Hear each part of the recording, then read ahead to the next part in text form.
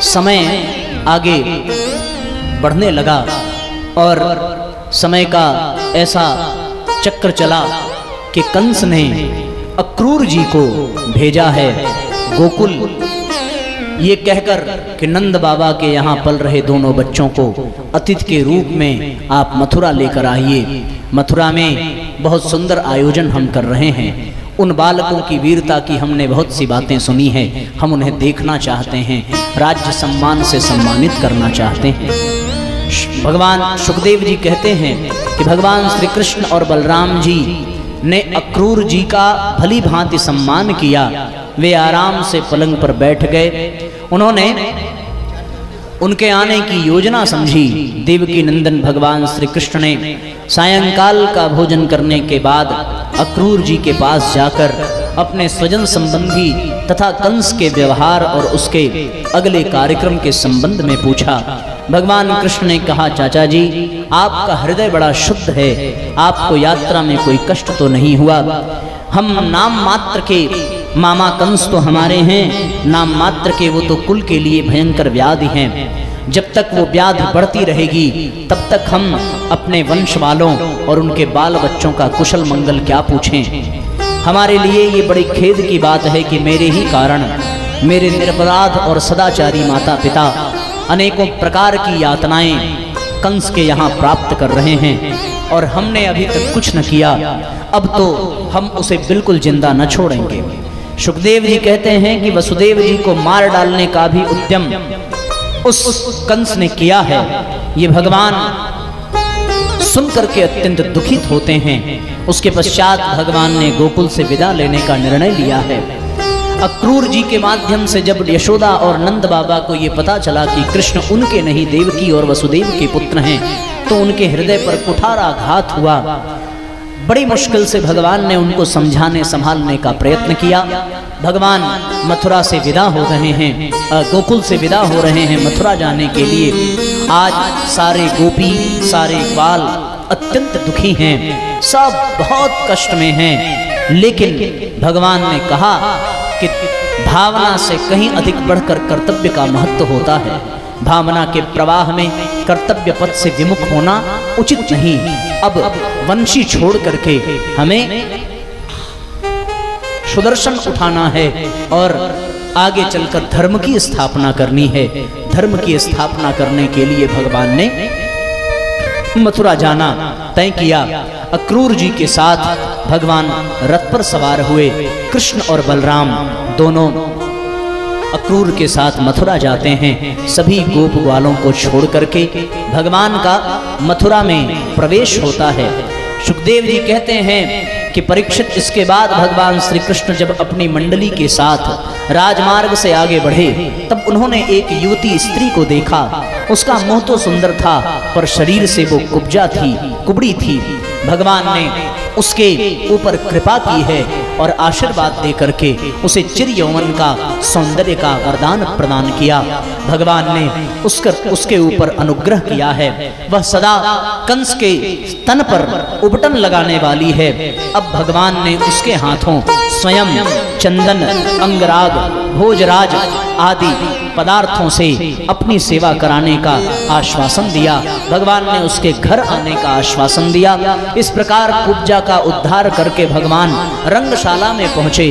वहां शिव का धनुष रखा था। शिव का धनुष भगवान ने तोड़ करके मानो कंस को ये संकेत दिया है कि अब उसका काल उसके निकट आ पहुंचा है। उसी टूटे हुए शिव धनुष के भाग से वहां उपस्थित कंस के सैनिकों का भगवान ने वध किया और वहां से पलायन हुए।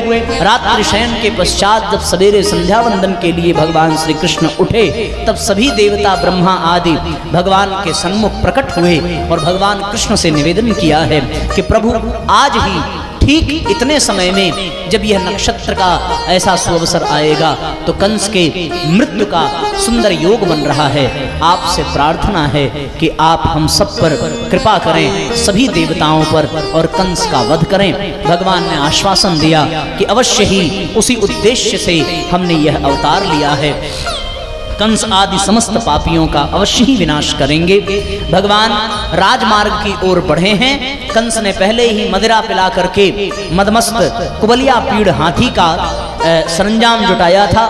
2 हाथी कृष्ण और बलराम ने देखा कि वो हाथी मदमस्त होकर के उनकी ओर आ रहा है। प्रभु ने ऐसी लीला रची कि बारंबार प्रहार किया है कृष्ण और बलराम ने, और प्रहार करके उस हाथी को पटक दिया है जमीन पर और उसके दंत को उखाड़ दिया है। दंत को उखाड़ करके भगवान कांधे पर गज दंत लेकर के कंस के दरबार में प्रवेश करते हैं। पूरी सभा भरी पड़ी है। आज कृष्ण और कंस सामने हैं। सभी देवी देवता स्थिर होकर के देख रहे हैं कि प्रभु अब आगे क्या करेंगे। कंस ने अखाड़े में बहुत बड़े बड़े मल्ल युद्ध करने वाले चाणूर मुष्टिक आदि पहलवानों की व्यवस्था बनाई है। सभी पहलवान कृष्ण को युद्ध के लिए पुकारते हैं। भगवान कृष्ण ने पहले तो उनको यह समझाया कि मल्ल युद्ध बराबरी में होता है, हम छोटे छोटे बालक हैं, हमसे क्या युद्ध करोगे। पर कंस ने कहा कि तुम बालक अवश्य हो, पर तुम्हारे द्वारा किए गए कार्य बालकों के समान नहीं हैं। इसलिए यदि तुम वास्तव में बलशाली हो तो तुम्हें मल्ल युद्ध के इस आमंत्रण को स्वीकार करना चाहिए। भगवान कृष्ण और बलराम दोनों अखाड़े में प्रवेश करते हैं। मुष्टिक आदि जितने भी हैं उन सबको भगवान ने मल्ल युद्ध में बार बार पछाड़ा है और कई बार उठा करके पटका। कंस ने जब ये देखा कि हमारे पहलवान मारे जा रहे हैं, उसको क्रोध आया। उसने आक्रमण का उद्घोष किया। कंस के सारे सैनिक भगवान की ओर बढ़े। इधर गोकुल के भी सभी ग्वालवाल अस्त्र शस्त्र लाठी लेकर तैयार थे। भयंकर युद्ध हुआ। कंस को मारने के लिए भगवान बड़ी जोर से राजगद्दी की ओर बढ़े। वहां कंस के पास पहुंचे और कंस को ऐसा जोर से घमासान तरीके से भगवान ने प्रहार किया कि उसके सीने पर वार किया और उसके मुख से रक्त की धार बह निकली और भगवान ने एक ही प्रहार में कंस का उद्धार किया। कंस से निकलने वाली आत्म ज्योति भगवान के चरणों में समाहित हो गई। बोलिए बाल कृष्ण भगवान की जय। तत्पश्चात कंस के पिता भगवान के नाना श्री उग्रसेन को कंस ने बंदी बना लिया था। भगवान ने अपने नाना उग्रसेन का उनको कारागृह से मुक्त कराया। तत्पश्चात अपने माता पिता का दर्शन किया, उनको प्रणाम किया और क्षमा मांगा है, ये कह करके कि हम आज तक आपसे मिल न सके, आपकी कोई सेवा कर न सके, इसलिए अब हम जो है आ गए हैं, आपको मुक्त करते हैं, क्षमा करिए। आदि आदि लोकाचार के पश्चात भगवान ने अपने नाना को ही राजा बनाया और अपने नाना के ही राजगद्दी पर बैठने पर भगवान ने उनके राज्यसभा में अपना स्थान ग्रहण किया।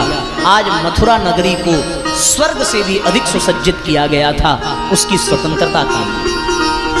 एक जगह हमने ये सुना था कि जो कौशल्या है वही देवकी है और जो कैकेयी थी वही यशोदा बनकर के आई है। कैकेयी ने भगवान को 14 वर्ष के लिए वन भेजा था, है ना। तो भगवान इतने ही वर्ष तक देवकी से जो है दूर रहे हैं और ये यशोदा को उन्होंने जो है अपना बाल लीला का आनंद प्रदान किया है। और उसके बाद 14 वर्ष के पश्चात भगवान जो है वापस देवकी के पास आ गए। उसके पश्चात जीवन पर्यंत वो देवकी और वसुदेव के साथ रहे हैं। अब मजे की बात ये हुई कि कंस की जो पत्नियां हैं वो जरासंध की पुत्रियां हैं। उन पत्नियों के कहने पर जरासंध को कंस के वध की सूचना मिली। जरासंध को बहुत बुरा लगा। जरासंध ने मथुरा पर आक्रमण करने की सोची। इधर भगवान बड़े तो हो गए पर भगवान ने शिक्षा दीक्षा कुछ भी ग्रहण न की। इनका यज्ञोपवीत भी न हो सका था। तब भगवान के यज्ञोपवीत और उनके विद्यारंभ संस्कार और गुरु दीक्षा संस्कार का क्रम बनाया गया और सांदीपनी आश्रम में उज्जैन में भगवान कृष्ण को और बलराम को भेज करके सांदीपनी ऋषि के शरणागत उनको विद्या अर्जित करने के लिए भेजा गया। वहां भगवान ने 64 दिन में 64 कलाओं को, एक एक दिन में एक एक कलाओं को ग्रहण किया है और 64 योगिनी 64 विद्याओं को अर्जित किया है। तत्पश्चात गुरु दक्षिणा के रूप में भगवान ने उनके मरे हुए पुत्र को यमलोक से ला करके वापस लौटाया है और गुरु दक्षिणा प्रदान की है। तत्पश्चात भगवान एक दिन मथुरा में राजमहल में खड़े थे। ऐसा संत कहते हैं कि उद्धव उनके पीछे कुछ कार्य कर रहे थे। अचानक उनको ऐसा लगा कि जमीन पर जल गिरा हुआ है। उन्होंने देखा तो वो जल कृष्ण के पास से बहते हुए आ रहा है। पहुंचे तो देखा कि कृष्ण के आंखों से इतने आंसू झर रहे हैं मानो उनके दुख का कोई पारावार नहीं है। और भगवान मथुरा के राजमहल में खड़े होकर गोकुल की ओर देखकर बार बार माँ यशोदा और नंद बाबा को और गोपियों को और ग्वाल सखाओं को याद कर करके रोते हैं। उनके विलाप को देख करके उद्धव को बहुत बुरा लगा। बुरा इसलिए लगा कि जिसे लोग भगवान समझते हैं, जो साक्षात ब्रह्म है, वो इन गोपियों के लिए, इन बाल बालों के लिए रो रहा है।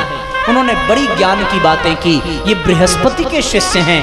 तब भगवान ने कहा कि केवल ज्ञान से नहीं, जीवन तो प्रेम से चलता है। जीवन में उद्धव को प्रेम की दीक्षा मिले, इसलिए भगवान ने उद्धव को कहाँ भेजा? भगवान ने उद्धव को भेजा है किसके पास? गोपियों के पास। गोपियों के पास उद्धव जी पहुंचे हैं। उद्धव का जो शरीर है ना, वो बिल्कुल कृष्ण जैसा है। कृष्ण भगवान बिल्कुल उद्धव के जैसे हैं, या यूं कह लें कि उद्धव बिल्कुल कृष्ण के जैसे हैं। जिस प्रकार राम और भरत ये दोनों एकदम एक समान प्रतीत होते हैं, उसी प्रकार उद्धव और भगवान कृष्ण दोनों एक समान ही हैं। उद्धव के भी घुंघराले बाल हैं, कृष्ण के भी घुंघराले बाल हैं। उद्धव भी श्याम वर्ण हैं, कृष्ण भी श्याम वर्ण हैं। उद्धव भी आजान बाहु हैं, कृष्ण भी आजान बाहु हैं। वो गोपियां अपने स्थान पर बैठी हुई हैं। उद्धव जी ब्रज क्षेत्र में प्रवेश करते हैं। उस क्षेत्र में प्रवेश करते हैं, देखा है गोपियां बैठी हैं। गोपियों ने उद्धव जी को देखा तो झटके में उनको लगा कि कृष्ण ही आ गए हैं। लेकिन जब सच्चाई का पता चला तो फिर वो फिर से बेहोश हो गई, फिर से अचेत हो गई। उन गोपियों ने भंवरे को माध्यम बना करके उद्धव से बहुत विचित्र विचित्र बात कही है। कहा है कि ए भंवरे, उस फूल के ऊपर मडराने वाले भंवरे की ओर देखा है गोपियों ने, देखा है उनकी ओर, पर कह रही हैं उद्धव जी को। उद्धव जी सुन रहे हैं खड़े होकर के। क्या कहती हैं कि ए मधुप, ए भंवरे, तू कपटी का सखा है। ये कपटी कौन? कृष्ण का सखा है, इसलिए तू भी कपटी है। तू हमारे पैरों को मत छूना, तुम्हें स्पर्श नहीं करना चाहिए। झूठे प्रणाम करके हमसे अनुनय विनय मत कर। हम देख रहे हैं श्री कृष्ण की जो बनमाला हमारी सौतों के वक्ष स्थल के स्पर्श से मसली हुई है, उसका पीला पीला कुमकुम तेरी मूंछों पर भी लगा हुआ है। तू स्वयं भी तो किसी कुसुम से प्रेम नहीं करता, कभी इस फूल पर बैठता है, कभी उस फूल पर बैठता है। जैसे तेरे स्वामी हैं वैसे ही तू है। मधुपति श्री कृष्ण मथुरा की गोपियों को मनाया करें, उनका वह कुमकुम रूप कृपा प्रसाद जो यदुवंशियों की सभा में उपहास करने योग्य है, अपने ही पास रख। उसे तेरे द्वारा यहाँ भेजने की क्या आवश्यकता है? क्यों भेजा है कृष्ण ने तुझे? सकृत धर सुधाम स्वाम मोहिनीम पाययित्वा सुमनस इव सद्यस्य सत्यजे स्मान भवाद्रिक परिचरित कथम तत्पाद पद्मम तु पद्मा यपिबत यत चेता उत्तम श्लोक जल्पई है। जैसे तू काला है वैसे ही वे भी काले हैं। तू भी पुष्पों का रस लेकर उड़ जाता है, वैसे ही उन्होंने भी हमारे साथ छल किया है और हमसे रिश्ता जोड़कर हमारे साथ रिश्ता तोड़ दिया और वो चले गए मथुरा। हम क्या कर सकते हैं, हम तो अभागे हैं, लेकिन ए भ्रमर हम वनवासिनी हैं, हमारे तो घर द्वार भी नहीं है, तो हम लोगों के सामने यदुवंश शिरोमणि श्री कृष्ण का बहुत सा गुणगान मत कर। ये सब भला हम लोगों को मनाने के लिए ही तो है, परंतु नहीं, वे हमारे लिए कोई नए नहीं हैं, हम उनको बचपन से जानते हैं, वो बिल्कुल पुराने हैं, उनकी चापलूसी हमने बचपन से देखी है। पहले तो वो हमें नाराज कर गए, पहले तो उन्होंने हमसे छल किया और छल करके फिर वो हमें छोड़कर चले गए, और अब तुझे यहाँ हमें मनाने को भेजते हैं, हम उनसे मानने वाले नहीं हैं। ऐसा बहुत समझाया उद्धव ने। तो उद्धव ने कहा कि तुम अपने मन को ब्रह्म में लगाओ, ये कृष्ण के मोह में क्यों पड़ी हो। गोपियां कहती हैं उद्धव मन न भय 10-20, हमारे पास 10-20 मन नहीं है, एक ही मन है, और वो मन भी कृष्ण के साथ चला गया। अब क्या करें, कौन से मन को हम योग आसन प्राणायाम और ब्रह्म में लगाएं। ऐसा अद्भुत प्रेम, ऐसी अद्भुत उलाहना, ये सब कुछ देख करके ना बार बार उद्धव आश्चर्यचकित हुए। और एक समय तो उन्होंने ऐसा देखा कि मानो श्री राधा रानी में ही भगवान कृष्ण विराजमान हो और कृष्ण में ही श्री राधा रानी का दर्शन हो रहा हो। सब गोपियां एक जैसी ही कृष्ण की भांति दिखने लगी, और सब गोपियों को कृष्ण के दर्शन करके सबके मन में, सबके हृदय में कृष्ण को पाकर उद्धव ने उनके दिव्य प्रेम को पहचाना कि ये वो प्रेम है जिसे पा करके कृष्ण भी धन्य हो गए हैं, कृष्ण का भी जीवन धन्य हो गया है। गोपियां कहती हमें ऐसा ब्रह्म नहीं चाहिए जो हमारे बुलाने पर बोले ना, जो हमारे हंसाने पर हंसे ना, जिसको हम छू ना सकें, जिसे हम पुकार ना सकें, जो हमें बंसी ना सुना सके, जो हमें माखन न चुरा सके, जो हमारी मटकी न फोड़ सके, जो हमारे चीर न हरण कर सके, उस ब्रह्म को तुम लेकर भाड़ में जाओ, हमें तो हमारा कृष्ण ही पसंद है। हम जीवन भर तड़पते रहेंगे तो भी कृष्ण को न भूल सकेंगे। ऐसे बहुत सारी बातें कही हैं जिसे भ्रमर गीत में यहाँ व्यक्त किया गया है। उद्धव को समझ में आया कि वास्तव में वास्तविक प्रेम क्या है। उद्धव जब लौट करके आए तो उन्होंने भगवान कृष्ण के चरणों में प्रणाम किया कि प्रभु आपने तो हमारा उद्धार किया है, हमें ब्रज भेज करके, क्योंकि ब्रज जाकर पता चला कि जीवन ज्ञान से नहीं, जीवन प्रेम से चलता है। उसके पश्चात भगवान ने अक्रूर को हस्तिनापुर भेजा है, ये कुशल समाचार पूछने के लिए हस्तिनापुर भेजा है, क्योंकि उस समय पांडवों को लाक्षागृह में जला देने की खबर आई थी। ऐसा भगवान ने आश्वासन संदेश भी भेजा, कुशल क्षेम पूछा, आदि आदि क्रम संपन्न हुए। तब जरासंध ने बहुत सारे पापी राजाओं को इकट्ठा किया। उन सब राजाओं को इकट्ठा करने के पश्चात जरासंध ने मथुरा पर आक्रमण किया है, कई बार आक्रमण किया। भगवान ने बार बार जरासंध को पराजित किया, सभी असुरों का वध किया, सभी राजाओं को मारा है, लेकिन जरासंध को छोड़ दिया है बार बार। इसलिए छोड़ दिया ये कह करके कि ये मगध नरेश जो हैं ये जीवित रहेंगे तो बार बार दुष्ट राजाओं की सेना को इकट्ठा करके हमारे पास आते रहेंगे, और ये आते रहेंगे तो फिर हम इनको पीटते रहेंगे, इनकी खाल उघेड़ते रहेंगे, और यही मर जाएगा तो फिर हमें ढूंढ ढूंढ के मारना पड़ेगा। इसलिए कितनी बार कहते हैं साहब कि इस प्रकार 17 बार 23 अक्षौहिणी सेना लेकर के जरासंध आया, और भगवान ने हर बार उसका उत्तर दिया है, जवाब दिया। अंत में जरासंध थक करके कुछ दिन के लिए अपनी योजना बनाता है। इतने में शुकदेव जी कहते हैं कि प्रिय परीक्षित, जिस समय भगवान मथुरा नगर के मुख्य द्वार से निकल रहे थे उस समय ऐसा मालूम पड़ा कि मानो पूर्व दिशा से चंद्रोदय हो रहा हो।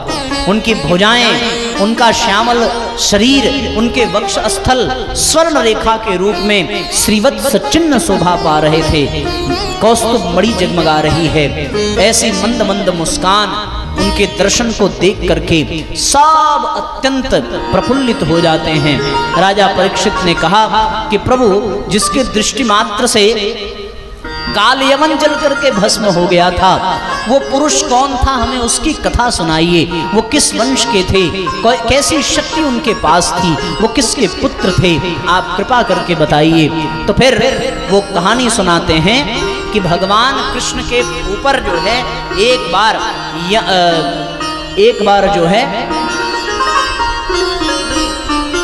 मुगल क्षेत्र के जो लोग हैं उनका राजा कौन, काल यवन, उसने भगवान कृष्ण के ऊपर आक्रमण करने की योजना बनाई। इसलिए आक्रमण करने की योजना बनाई कि वो बहुत बलशाली था, वो किसी से पराजित नहीं हो रहा था। तो उसने यह विचार किया कि मैं यवनों का राजा हूं, मुझे कोई पराजित नहीं कर सकता, तो मुझे युद्ध करना है, तो मैं किससे युद्ध करूं। तो नारद जी ने दिमाग दिया कि भैया इस समय आपसे लड़ने लायक इस दुनिया में कोई और नहीं है, केवल एक आदमी है, और वो मथुरा का राजा, मथुरा में निवास कर रहा है। आप उन्हीं से युद्ध करिए, वो आपके बराबर हैं। अब जो यवनों का राजा काल यवन था, वो अपनी सारी सेना लेकर के आया। भगवान कृष्ण ने कहा कि युद्ध तुम्हें करना है और हमसे करना है, तो सेनाओं को लड़ने, लड़ाने, मरने, मराने से क्या मतलब, आओ हम लोग युद्ध करते हैं। अब जैसे ही काल यवन भगवान के पास युद्ध करने आया, तो भगवान ने तुरंत युद्ध के मैदान को छोड़ा और बड़ी जोर से भागे। अब भगवान को भागता हुआ काल यवन सोचता है अजीब वीर आदमी है, पीठ दिखा करके भाग रहा है। इसी की प्रशंसा नारद जी ने की थी, गजब है। अब काल यवन पुकारने लगा, अरे दुष्ट रुक, युद्ध करने आया था तो युद्ध कर भाग क्यों रहा है। तो फिर भगवान कृष्ण ने कहा कि हम भाग नहीं रहे हैं, हम चाहते हैं कि हम ऐसे स्थान पर युद्ध करें जहां हमें कोई डिस्टर्ब करने वाला ना हो। चलो कहीं दूर चलते हैं। तो पहले प्रभु धीरे धीरे चले, फिर थोड़ी और गति बढ़ाई, फिर थोड़ी और गति बढ़ाई, उसके बाद जोर लगा के दौड़ना प्रारंभ किए और काल यवन भी उनके पीछे पीछे दौड़ने लगा। भगवान तो काल यवन को कहाँ ले जा रहे हैं, जहाँ उसका काल विद्यमान है। लेके चले भगवान वहाँ, काल यवन का काल जहाँ, लेके चले भगवान वहाँ, काल यवन का काल जहाँ, काल यवन का काल जहाँ।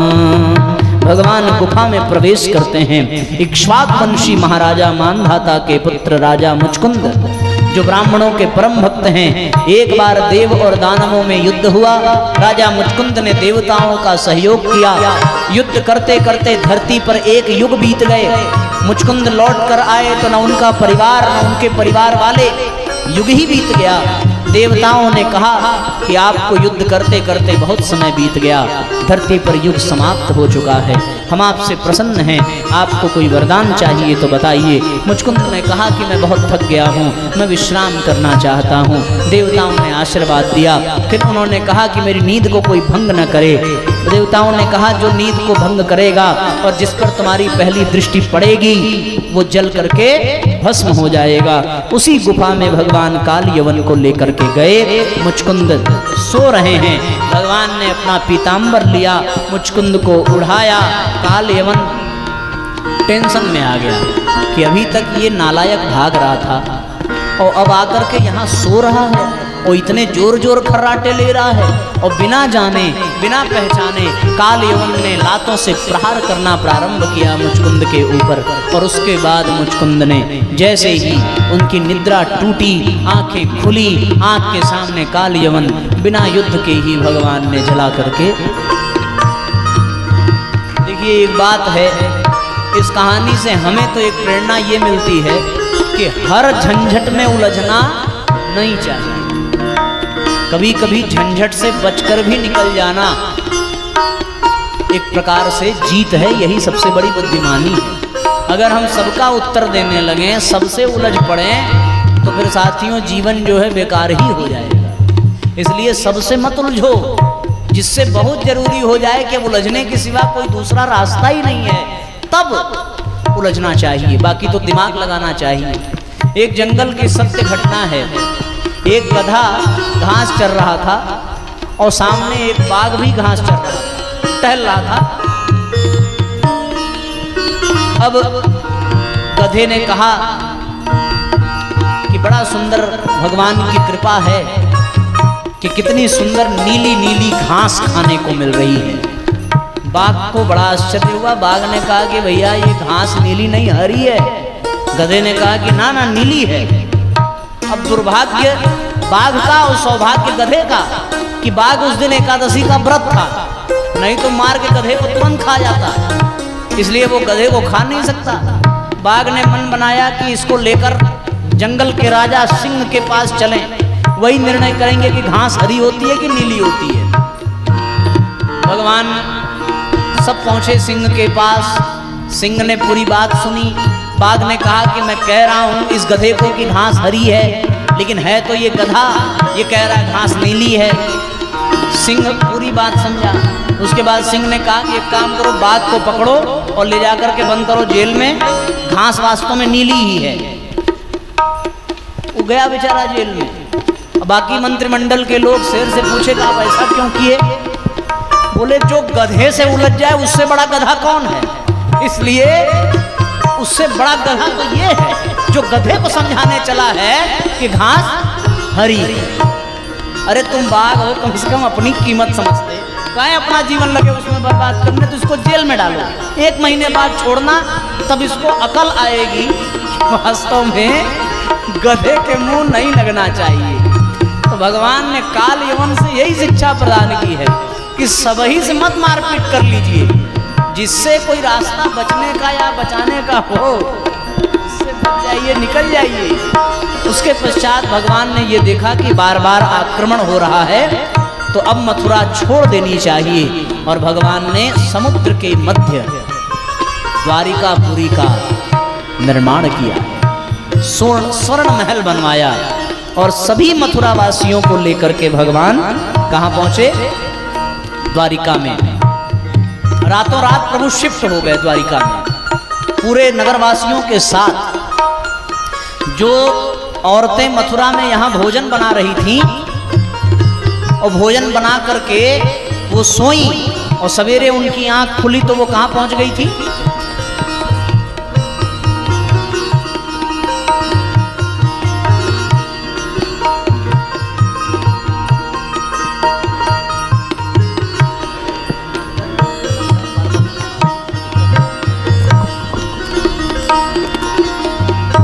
भगवान ने द्वारिका में पहुंच करके द्वारिका का राज्य संभाला।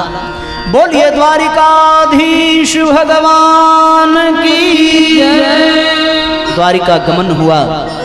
एक समय की बात है कि आनर्त देश के राजा श्रीमान रैवत जी ने अपनी रेवती नामक कन्या का ब्रह्मा जी की प्रेरणा से ये पूछा है ब्रह्मा जी से कि प्रभु हम दोनों तप कर रहे थे, पर ये समय भी व्यतीत हो गया, अब इसके योग्य कोई वर नहीं मिल रहा है, इसलिए हमें अपनी पुत्री का, अपनी कन्या का विवाह करना है। इनके योग्य कौन है? तब ब्रह्मा जी ने निर्देश दिया है कि भगवान इस समय धरती पर विराजमान हैं, उनके बड़े भाई के रूप में साक्षात बलराम जी विद्यमान हैं। आपकी पुत्री के लिए उनसे योग्य वर कोई नहीं होगा। इस बात को सुन करके रैवत जी अपनी पुत्री रेवती का कन्यादान करने के लिए द्वारिका पधारे। बलराम जी का रिश्ता हुआ, बलराम जी का विवाह हुआ। बोलिए बलदाऊ महाराज की जय। बोलिए रेवती महारानी की जय। अब भगवान कृष्ण के भी विवाह की योजना बनी है। संयोग कुछ इस प्रकार का है कि भीष्मक विदर्भ देश के अधिपति हैं, उनके 5 पुत्र और एक सुंदरी कन्या है। वो 5 पुत्र रुक्मरथ, रुक्मबाहु, रुक्मकेश, रुक्ममाली और रुक्मी हैं। तत्पश्चात उनकी एक पुत्री है, वो कौन है? वो है रुक्मणी। रुक्मिणी के विवाह का निर्धारण रुक्मी के मित्र शिशुपाल से तय हुआ और शिशुपाल से ऐसा संयोग जब बना तो रुक्मिणी को बहुत कष्ट हुआ, क्योंकि माता रुक्मिणी ने मन ही मन भगवान कृष्ण को अपना वर मान लिया था। अपना तन अपना मन सब परमात्मा को समर्पित कर दिया। माता रुक्मिणी ने ब्राह्मण को बुलाया, भूदेव को बुला करके पत्र लिखा है और पहला लव लेटर भगवान को कृष्ण को माता रुक्मिणी ने भेजा है, प्रेम पत्र भेजा। लिखती हैं कि हे त्रिभुवन सुंदर, आपके गुणों को जो सुनने वालों के कानों के रास्ते हृदय में प्रवेश करके एक एक अंग के ताप जन्म जन्म की जलन बुझा देते हैं, तथा अपने रूप सौंदर्य को जो नेत्र वाले जीवों के नेत्रों के लिए धर्म अर्थ काम मोक्ष चारों पुरुषार्थों का फल प्रदान करते हैं, आपके श्री चरणों में मैं निवेदन करती हूँ, यदि आपने यहाँ आकर मेरा हरण न किया तो मैं ये शरीर त्याग दूंगी, क्योंकि मैंने मन से आत्मा से आपको ही अपना स्वामी माना है। इस तन पर केवल आपका ही अधिकार है और किसी का नहीं। भगवान ने मन बनाया और भगवान विचार करने लगे पत्र पढ़ करके। ब्राह्मण ने कहा कि प्रभु कोई संशय है क्या, आप नहीं स्वीकार करना चाहते? भगवान ने कहा कि स्वीकार तो हम करना चाहते हैं, पर हम ये सोच रहे हैं कि कौन से वाहन का उपयोग करें जिससे जल्दी से जल्दी वहां पहुंचें। सबसे तेज दौड़ने वाले रथ को, घोड़े को रथ से भगवान ने जोता है और उसके बाद ब्राह्मण को बिठाया और भगवान बिना किसी को बताए निकल पड़े। बलराम जी को पीछे से पता चला, समझ गए कि कोई न कोई कन्हैया तांडव करेंगे ही, इसलिए इनके सहयोग के लिए जाना चाहिए। और बलराम जी अपने समस्त यदुवंशियों की सेना लेकर के पीछे पीछे चल पड़े। भगवान कृष्ण आगे आगे, बलराम जी पीछे पीछे और उनके पीछे सारी सेनाएं। यहाँ भी रुक्मिणी के विवाह के लिए तैयारी तो बड़ी जोरों शोरों से थी, लेकिन सुरक्षा व्यवस्था भी बनाई गई थी, क्योंकि जो इतिहास कहता है वो ये है कि कृष्ण का कोई भरोसा नहीं है। राम जी पर भैया विश्वास किया जा सकता है, क्योंकि राम जी ही वो मर्यादा निभाएंगे कि फूल भी तोड़ना हो तो फुलवारी के माली से अनुमति लेकर के, लेकिन कृष्ण भगवान के जीवन में ये सारी मर्यादाएं नहीं हैं। वो तो ये साफ साफ यही कहते हैं कि अनुमति लेकर के करना हो तो फिर हम किस बात के कृष्ण हुए भैया। अब वो तुरंत पहुंचे वहां देवी के पूजन के लिए, माँ गौरी के पूजन के लिए रुक्मिणी अपने सहेलियों के साथ पहुंची हैं। जैसे ही वहां पूजा करके वो बाहर आई, भगवान कृष्ण अपना रथ लेकर सामने पहुंचे और उसके बाद माता रुक्मिणी को हाथ दिया है, पकड़ा, रथ में बिठाया और फरार। पता चला ये बात किसको? उसके भाई रुक्मी को, शिशुपाल को, जरासंध को, दंतवक्र को, विदुरथ को, पौंड्रक को, सब बराती आए हुए हैं और सबके बारात की वाट लग गई। भगवान ने बीच में से दुल्हन को ही गायब कर दिया। सब बारात की सेवा छोड़ करके दौड़े हैं कृष्ण के पीछा करने। तब तक बलराम जी अपनी सेना के साथ आए, भीषण युद्ध हुआ। रुक्मी ने भगवान का पीछा किया है, शिशुपाल को वचन दिया कि हम अगर जब तक कृष्ण का वध न कर लेंगे तब तक तुझे अपना मुंह नहीं दिखाएंगे। दौड़ पड़े। उसके पश्चात भगवान ने रुक्मी की इच्छा भी पूरी की है।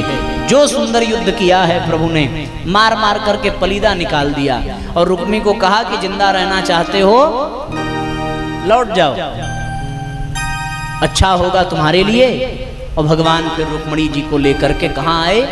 द्वारिका में प्रवेश करते हैं। द्वारिका में धूमधाम से रुक्मिणी और भगवान का सुंदर तरीके से विवाह होता है। बोलिए रुक्मिणी मैया की जय, बोलिए द्वारिकाधीश महाराज की जय। रुक्मिणी और कृष्ण के संयोग से उनके पुत्र के रूप में साक्षात कामदेव ही जन्म लेकर के आते हैं, प्रद्युम्न, जिन्होंने शंबरासुर का वध किया है। आगे चलकर स्यमंतक मणि की कथा है। ये सूर्य भगवान से प्राप्त होने वाली स्यमंतक मणि, ये किसको प्राप्त हुई? सत्राजित को। जो भगवान सूर्य का बड़ा भक्त था। सत्राजित ने ये मणि ऐसी प्राप्त की जिसमें एक बड़ी विशेषता थी। ये मणि जो है प्रतिदिन इसकी उपासना करने पर बहुत सारे धन, बहुत सारी स्वर्ण मुद्राएं प्रदान करती थी। इतना धन और इतनी मुद्राएं प्राप्त करके सत्राजित बहुत धनी हो गया था। इस बात की खबर द्वारिकाधीश तक पहुंची। भगवान ने कहा कि ये राष्ट्र की संपत्ति है, इसे राष्ट्र को प्रदान कर देनी चाहिए। पर वो सत्राजित न माना तो भगवान ने छोड़ दिया। उसका भाई प्रसेन ने एक बार उस मणि को लेकर के जंगल की ओर प्रस्थान किया शिकार करने। प्रसेन का वध किया है किसी सिंह ने, और वो मणि जो है उस सिंह के पास, उस सिंह को मारा है जामवंत जी ने, और उस मणि को लेकर के अपनी पुत्री जामवंती को प्रदान किया।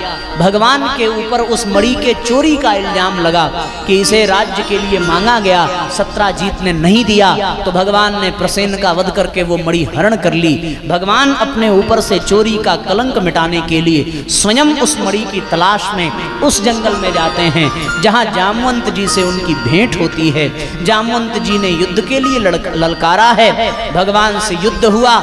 जामवंत जी कहते हैं कि द्वापर युग में भगवान राम ने कहा था कि मैं तुम्हें दर्शन दूंगा, उनके सिवा मुझे कोई और पराजित नहीं कर सकता। तुमने मुझे पराजित किया है, बताओ तुम कौन हो, और यदि तुम राम हो तो मुझे उसी रूप में दर्शन चाहिए। भगवान कृष्ण ने राम के रूप में उनको दर्शन दिया है। तब जामवंत जी ने अति प्रसन्न होकर अपनी पुत्री जामवंती को भगवान को समर्पित किया है कि आप इसका वरण करें। भगवान का दूसरा विवाह जामवंती से हुआ। लौटकर श्यमंतक मणि लेकर आए। सत्राजित को उनकी मणि वापस की। सत्राजित को अपने द्वारा लगाए गए कलंक से अत्यंत ग्लानि हुई, तो सत्राजित ने क्या किया? सत्राजित ने क्षमा मांगी और प्रसन्न होकर के अपनी पुत्री सत्यभामा को भगवान के चरणों में समर्पित किया। भगवान का इस प्रकार एक और विवाह हुआ है। ये भगवान की मुख्य 3 पटरानियां हैं। आगे चलकर सुखदेव जी कहते हैं कि भगवान श्री कृष्ण ने युधिष्ठिर और भीमसेन के चरणों को जब प्रणाम किया, अर्जुन को हृदय से लगाया, नकुल सहदेव भगवान के चरणों की वंदना करने लगे। आगे चलकर भगवान श्री कृष्ण सिंहासन पर विराजमान हुए। तब परम सुंदरी श्याम वर्णा द्रौपदी, जो नवविवाहिता होने के कारण तनिक लजा रही हैं, वो भगवान के पास आई, भगवान को प्रणाम किया। पांडवों ने भगवान श्री कृष्ण के समान ही वीर सात्यकी का भी स्वागत किया है, अपने आसन पर बिठाया है। भगवान पांडवों से खूब विधिवत वार्तालाप करते हैं। पांडवों में भगवान युधिष्ठिर के निर्देशानुसार कालिंदी से विवाह करते हैं। इस प्रकार कौशल देश के राजा थे नग्नजीत, वे अत्यंत धार्मिक। उनकी जो परम सुंदरी कन्या थी उनका नाम था सत्या। नग्नजीत की पुत्री होने से वो नागनजीती भी कहलाती थी। परीक्षित राजा की प्रतिज्ञा के अनुसार 7 दुर्दांत बैलियों पर विजय प्राप्त न कर सकने के कारण कोई राजा उस कन्या से विवाह न कर सके, क्योंकि उनके सींग बड़े तीखे थे और वे बैल किसी वीर पुरुष की गंध भी नहीं सह सकते थे। जब यदुवंश शिरोमणि भगवान श्री कृष्ण ने यह समाचार सुना कि जो पुरुष उन बैलों को जीत लेगा तो सत्या को प्राप्त करेगा, उसी प्रकार भगवान ने यह शर्त पूरी की और भगवान का पुनः विवाह हुआ। इस प्रकार से सुखदेव जी कहते हैं कि नग्नजीत का दिया हुआ आसन पूजा आदि स्वीकार करके भगवान अत्यंत प्रसन्न हुए। मुस्कुराते हुए राजा ने भगवान कृष्ण से बड़ी प्रार्थना की, बड़ी चरण वंदना की है। आगे चलकर भौमासुर का उद्धार करके भगवान ने 16,100 कन्याओं को मुक्त किया है। उन कन्याओं के मुक्त होने पर उन कन्याओं ने ही प्रार्थना की है कि भगवान हमारे घर वाले हमारा त्याग कर देंगे, वे हमें स्वीकार न करेंगे, क्योंकि इस राजा ने हम पर बड़ा अत्याचार, बड़ा अन्याय किया है। अब हम कहाँ जाएं? भगवान ने सबको सहर्ष स्वीकार किया और कुल मिलाकर कितना विवाह हुआ? 16,108। ये 8 यानी अष्टांग योग और ये 100 यानी, ये सब विचारणीय प्रश्न है। इसमें गूढ़ रहस्य छिपा हुआ है। ये 16 कलाएं और इन 16 कलाओं से परिपूर्ण जो चंद्रमा है, उसी चंद्रमा के चंद्रवंश में भगवान कृष्ण का आगमन हुआ। ये 16,000 किरणें ये चंद्रमा के किरणों के समान हैं। इन सब का भगवान वर्ण करते हैं। ये 16,108 रानियां जो हैं, ये आध्यात्मिक उपलब्धियां हैं। तो अभी समय का तो बड़ा अभाव है, तो कभी हम लोग विस्तार से अथवा YouTube पर तो आप सुनते रहेंगे, तो इसकी चर्चा कभी आप सुनेंगे। ये 16,108 रानियों के विवाह का जो प्रसंग है, इसमें एक बड़ा गूढ़ आध्यात्मिक रहस्य छिपा हुआ है। ये हम सब जाने। तत्पश्चात साथियों, भगवान के मार धाड़ और तमाम असुरों के संहार आदि की कथा सुन सुन करके परीक्षित पक गए थे।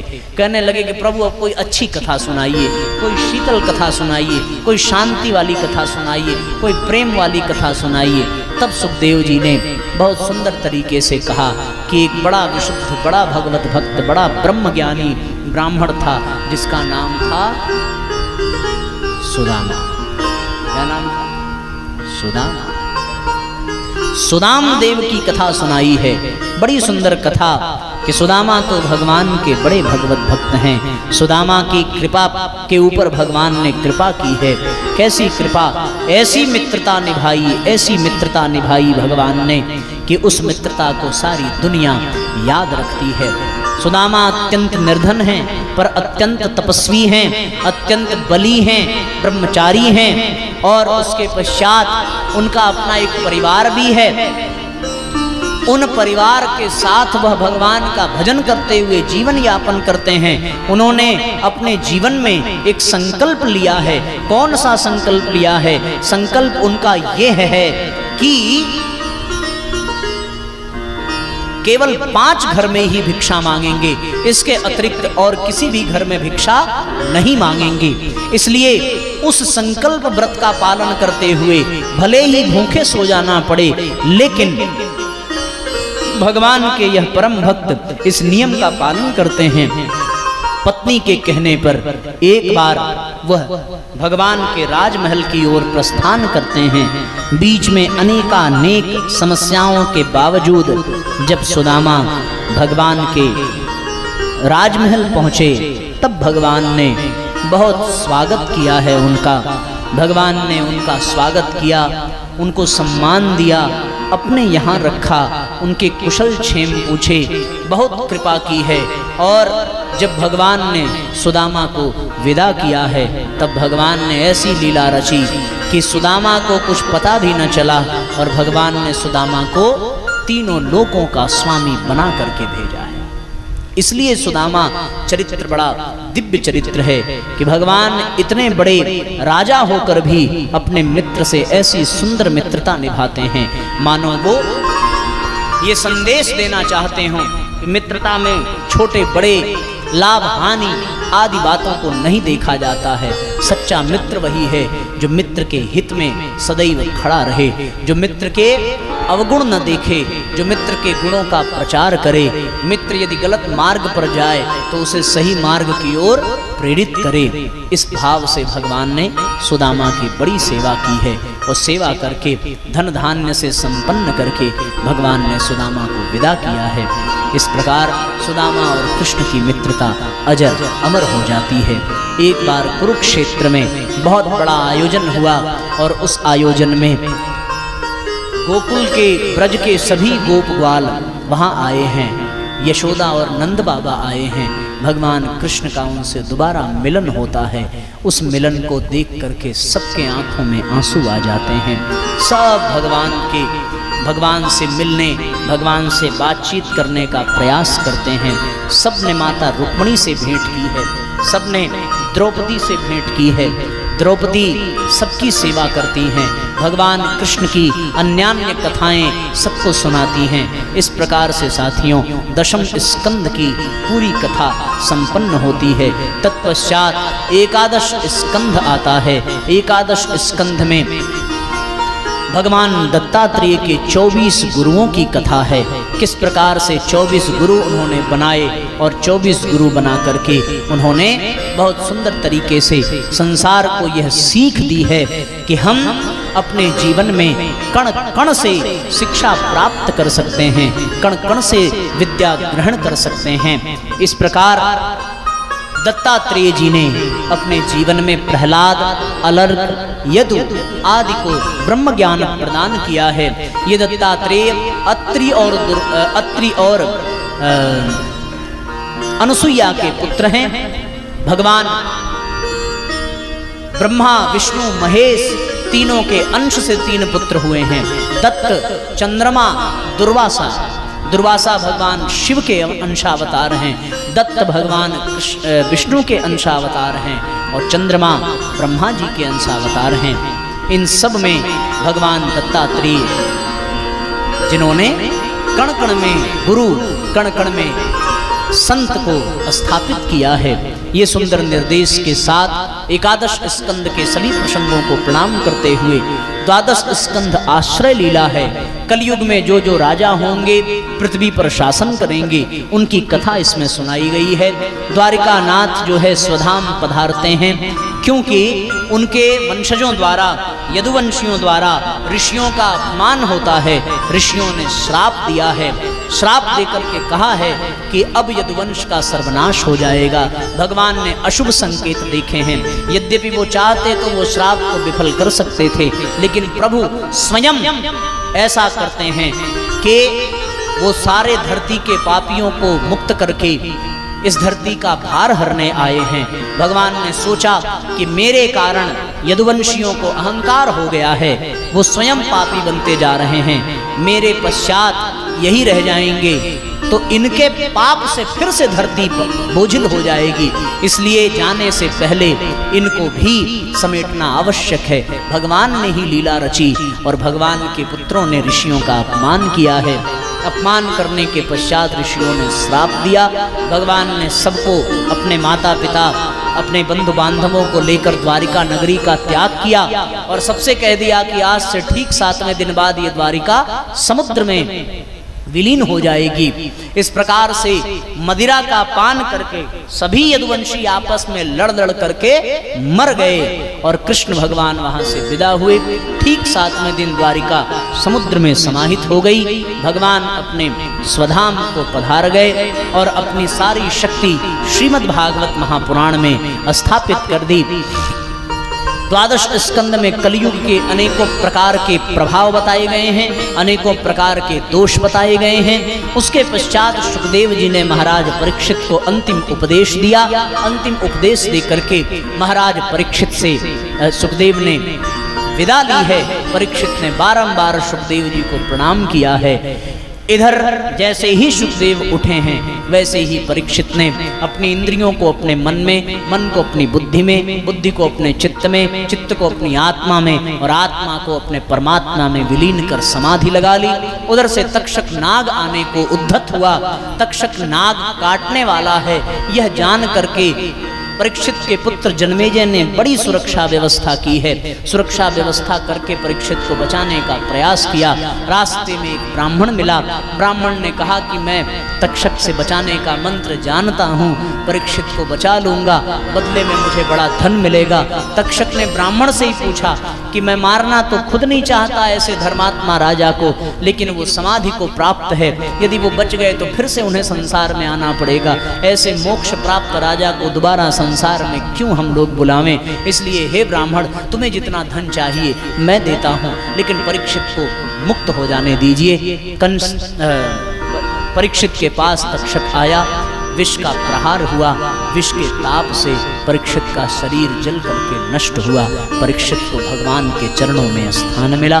बोलिए परीक्षित जी महाराज की जय, बोलिए सुखदेव जी महाराज की जय, बोलिए श्रीमद् भागवत महापुराण की जय। आइए हम सभी भावपूर्वक भागवत जी का स्मरण करते हुए अंतिम श्लोक पढ़ें। शास्त्र कहता है कि पूरा यदि न भी पढ़ा जा सके तो किसी भी शास्त्र के प्रथम श्लोक और अंतिम श्लोक को पढ़ लेने से उस शास्त्र के, उस पुराण के पूरे पाठ का पुण्य मिलता है। तो फिर आदि और अंत ये हम सभी पढ़ेंगे। कमर सीधी कर लीजिए, दोनों हाथों को अपनी गोद में रख लें, मस्तक पर कुछ वस्त्र धारण कर लीजिए और भावपूर्वक भागवत जी का स्मरण करेंगे।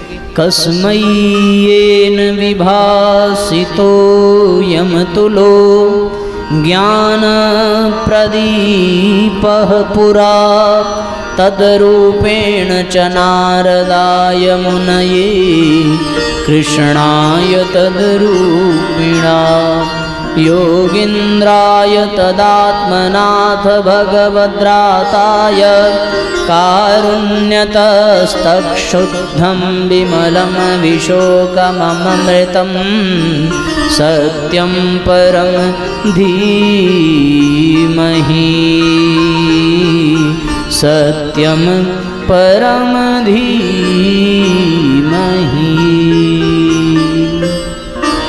इस प्रकार से साथियों श्रीमद् भागवत महापुराण का यह कार्य संपन्न हुआ। पूर्णमदः पूर्णमिदं पूर्णात् पूर्णमुदच्यते पूर्णस्य पूर्णमादाय पूर्णमेवावशिष्यते। ओम शांति शांति शांति। बोलिए श्री द्वारिकाधीश की जय, श्री रमण बिहारी लाल की जय, श्री सद्गुरुदेव भगवान की जय, भारत माता की जय, परम पूज्य गुरुदेव की जय। ओम नमः पार्वती पतये हर हर महादेव। कार्यक्रम संपन्न हुआ। खड़े हो जाएं, आरती करें और इस आयोजन को समेटा जाए।